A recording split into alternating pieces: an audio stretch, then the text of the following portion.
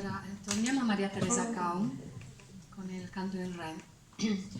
Questo è un canto, una poesia che scrisse praticamente poco prima di lasciarci, di lasciare questa terra. È un canto bellissimo, adesso sentirete. Come in una poesia, l'essenza della sua vita, nella luce e nel cielo, è passata la mia vita. Non preoccuparti, la speranza continua.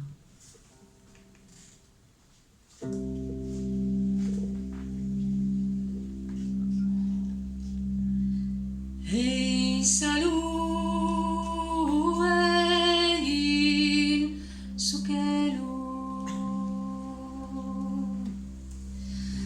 es passata questa vida. Ed io la possibilità